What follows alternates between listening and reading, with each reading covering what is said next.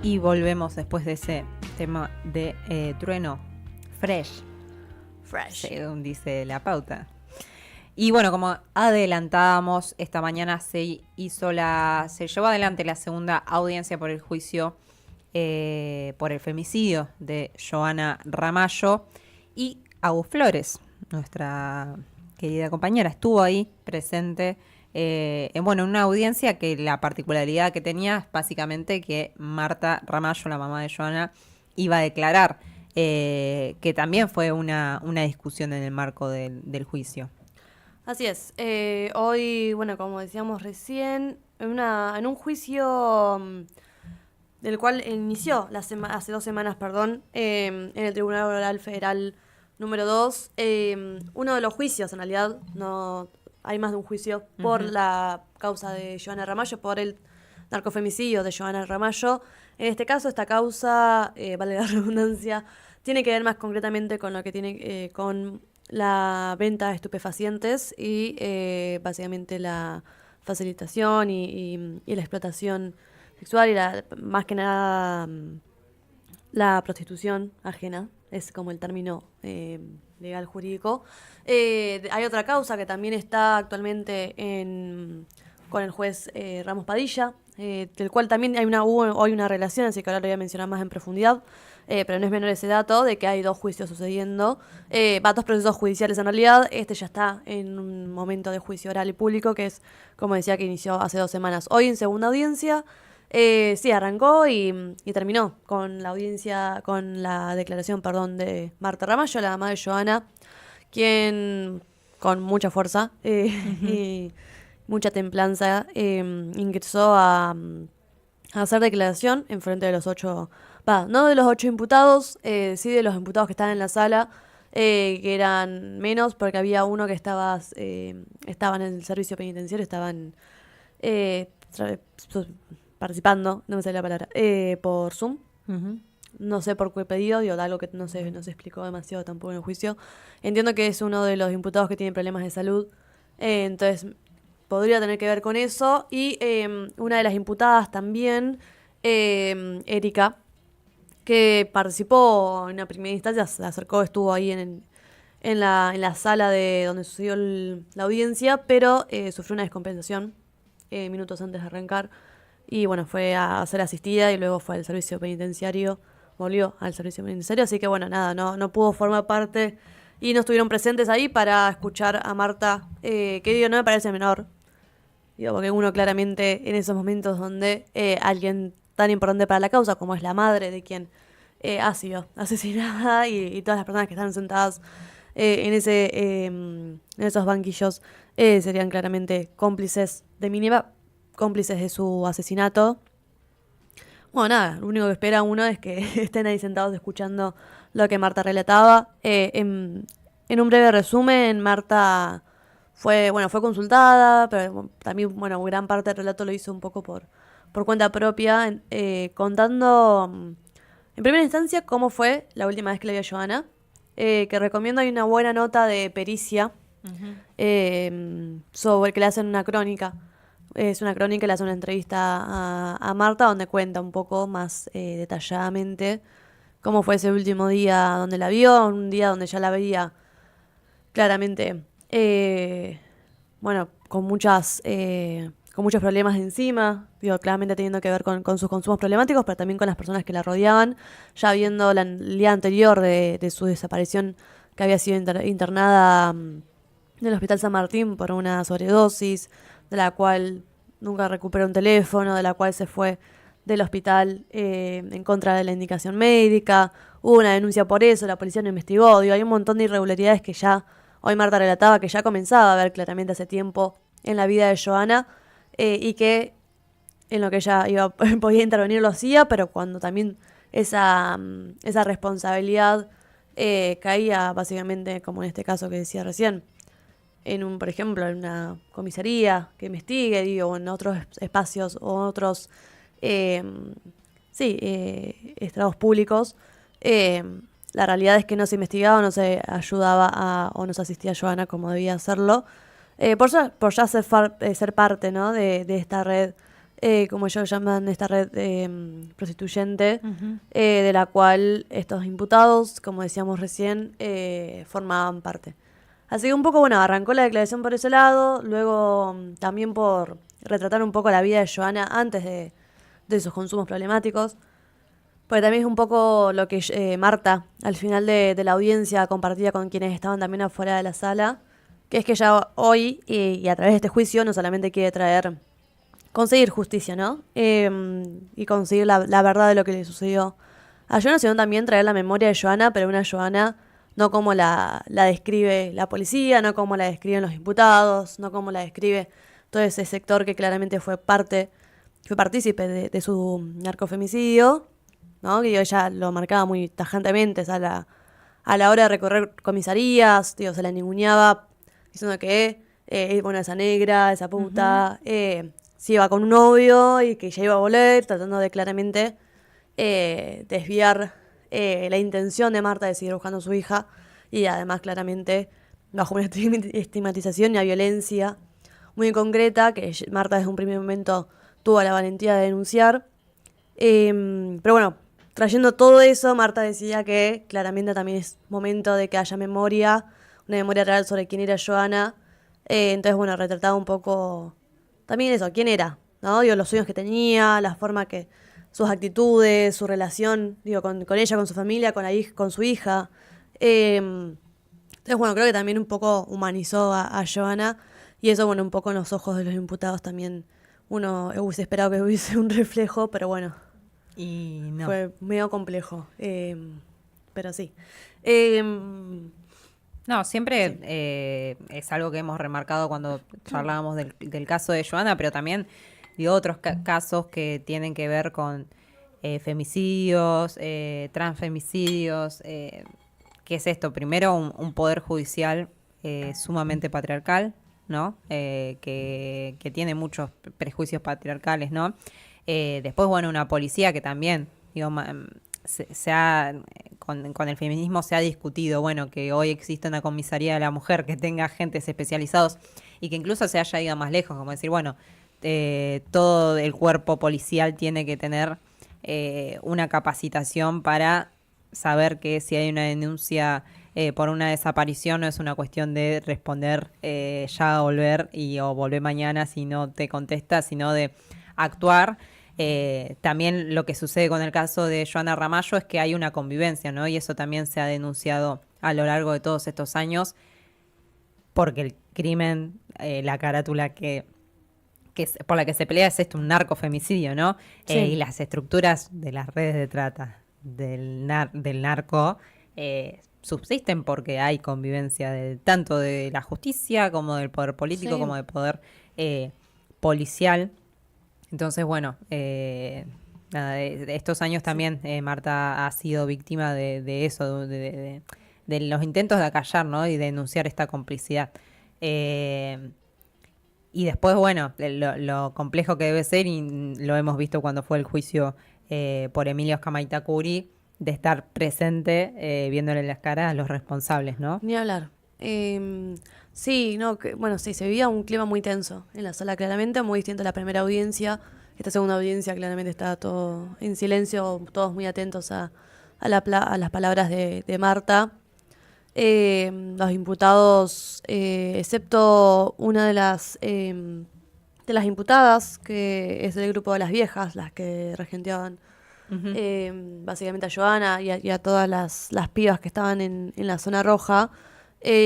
Ahora voy a buscar bien específicamente el nombre.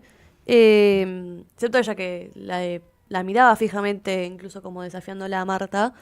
El resto apartaba la mirada o la miraba por la pantalla donde se estaba, por el Zoom, básicamente de Ujú. forma indirecta.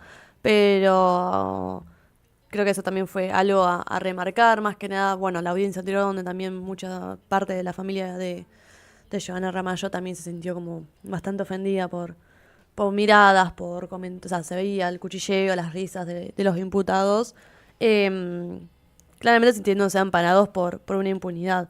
No, Ujú. la imputada decía que sostenía un poco la mirada y también desafiaba un poco, bueno, tanto a la prensa en su primer momento como también a Marta, es Celia Jiménez. Eh, y No, y con respecto a lo que decías recién, de la complicidad policial y un poco todo el entramado que tiene que existir para que esta red siga, ¿no? Su rumbo, fue bastante mencionada, muy mencionada, de hecho, y los jueces también hicieron hincapié en hacer preguntas con respecto a eso. Marta claramente recordaba con mucha especificidad las comisarías a las que fue, en qué momento, cómo fue atendida.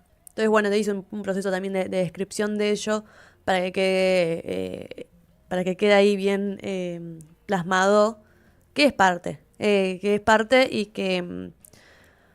y que también muchas veces, bueno, ella, un poco las amenazas que decía, era que también algunos oficiales, bueno, o distintas personas relacionadas al ámbito policial le decían, bueno, vos no querés tapar esta olla, con ese término, y que Marta planteaba, bueno, sí, yo la destapé y tuve también algunas consecuencias, digo, Marta, vos lo mencionabas recién, ha sido perseguida en un montón de sentidos, digo, tuvo que tener una custodia claramente porque hasta tiroteos, hasta persecuciones, hasta, digo, incluso amedrentamiento a sus hijos, bueno, hay un montón de formas en las cuales lamentablemente Marta ha sido perseguida, por seguir siempre de pie y por seguir siempre denunciando esto y muy firme, ¿no? Con sus convicciones y por la búsqueda de su hija, que es algo más que ella siempre agrega, es que es por Joana, pero también es por todas las pibas que se han llevado y que claramente representa esto el juicio, ¿no? Digo, no solamente Joa, sino digo, y la búsqueda bueno, saber qué pasó con ella. Ella es muy clara también con el pedido quiere que el pacto de silencio entre los imputados deje de existir para saber qué hicieron y dónde está su hija, digo, dónde están los restos de su hija, y poder también de alguna forma sanar eso y seguir claramente con la lucha por el resto de pibas que están en esta situación de vulnerabilidad. Ella lo remarca mucho, de situaciones de pibas que ya se encuentran, digo, por un sistema siendo excluidas. Ella comentaba mucho su situación socioeconómica, la cual hacía que tengan que muchas veces estar pidiendo en la calle, estar en una situación de vulnerabilidad que estas personas se aprovechan concretamente, acercando distintas cuestiones, tal vez en primer momento consumos, el acceso a consumos y después, bueno, casi como decía el escrito de la querella hace 2 semanas, casi como un rehén, ¿no? Claramente. Así que bueno, un poco eso fue la segunda audiencia. Como dijimos, bueno, solamente fue el testimonio de Marta, sino el más importante tal vez, con algunas pausas, por supuesto. Digo, eso también es algo que creo que está bueno mencionar. A pesar de todo, como suele ser muchas veces el Poder Judicial, fue bastante cuidado el entorno y el ambiente para que Marta se sienta bien como para seguir. O bien, no sé si uno se siente cuando está en esa situación, pero sí lo suficientemente fuerte como para poder seguir y que tampoco sea un proceso de revictimización. Así que eso también es algo que positivo.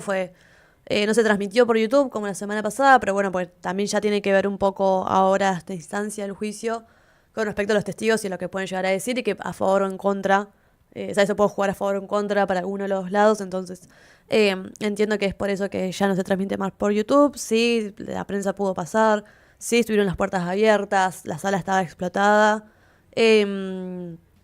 Como la primera audiencia hubo muchos familiares también de pibas asesinadas por femicidios o por otras instancias, por distintas causas relacionadas a los derechos humanos. Estaban partícipes la familia Oscar Maitacuri, de Nicole Ruiz, Rosita Bru, que también es un pilar, bueno, lo ha sido para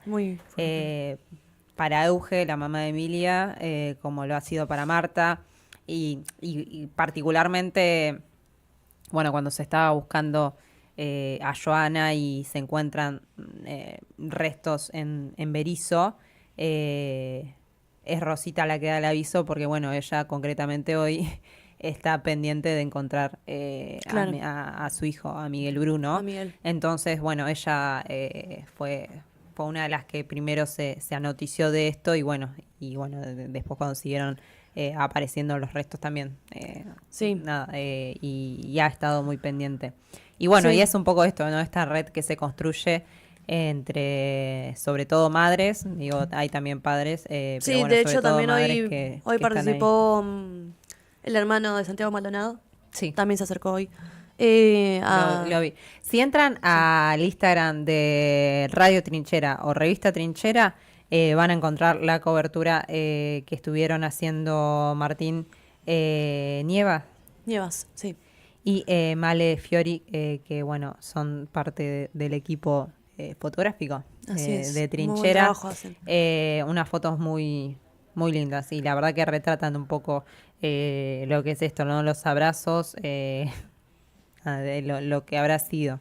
Sí, Esa jornada, bueno, también ahí se lo ve fundiéndose un abrazo con Sergio Maldonado. sí, Eh, sí, sí, que estuvo en todo momento de la audiencia.